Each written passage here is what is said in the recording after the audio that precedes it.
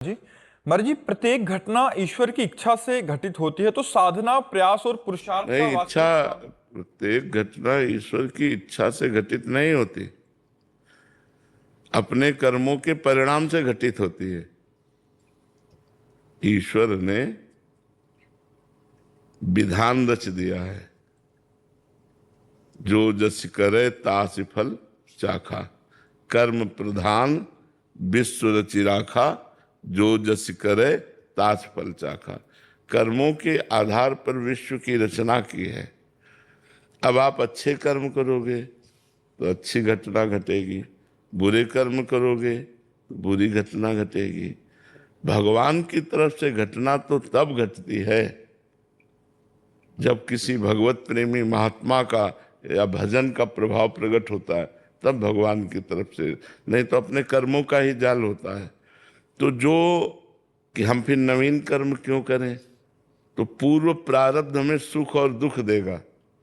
हमें सुख और दुख से ऊपर उठकर परमानंद में निमग्न होना है, तो हमें भजन रूपी नवीन कर्म करना है, परोपकार रूपी नवीन कर्म करना है।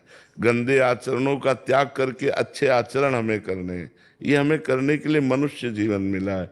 भगवान केवल न्यायाधीश है, वो न्याय करते हैं। जो हम कर्म करते हैं उसका फल वो देते हैं। हाँ, जब हम शरण में हो जाते हैं तब अलग विधान चालू हो जाता है। फिर कर्मों का नाश करके भगवान उसे मोक्ष देते हैं, भगवान अपने पास बुला लेते हैं, भगवान उसे प्रेम देते हैं।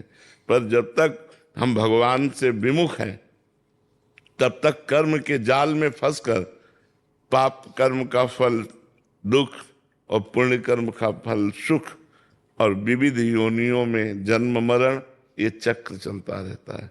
इसी चक्र को रोकने के लिए भगवान ने कृपा करके हमें मनुष्य शरीर दिया है। अब इस शरीर में आकर ऐसी प्रमाद स्थिति आ जाती है, भूल हो जाती है कि हम अपने कोई स्त्री या पुरुष मानकर बस शरीर सुख के भोग, खान पान, देखना सुनना, भोगना, इसी में पूरा जीवन व्यतीत कर देते हैं। जो हमारा लक्ष्य था कि मनुष्य जन्म पाकर हम भगवान का भजन करके इस माया में संसार चक्र से मुक्त हो जाएंगे, वो हम कर नहीं पाते। फिर अगला जन्म हमें पशु पक्षियों का क्या मिले। 84 लाख योनियों में एक मनुष्य योनि है, बकाया सब जीव जंतु, सब पशु पक्षी, कीड़ा मकोड़ा, क्या सब, इनमें सब में हमें जाना होगा। अगर हम मनुष्य जन्म को सुधार ना पाए तो इनमें हमें जाना होगा। इसलिए हम मनुष्य जन्म को सुधारें। भगवान की कृपा से हमें मनुष्य जन्म मिला है। खूब नाम जप करें, सुख में अभिमान न करें और दुख में विषाद न करें। दुख को झेलने की सामर्थ्य नाम जप से आएगी। जितना राधा राधा राधा नाम जप करोगे उतने आपका हृदय पुष्ट होगा। या जो जहाँ जुड़ा हुआ है अपने, मान लो कोई राम राम जप रहा है, कोई वाहेगुरु जप रहा है, वो सब एक ही परमात्मा के विविध नाम है। अपने अपने गुरु प्रदत्त नाम का जप करें, उसी जप से हृदय मजबूत होता है।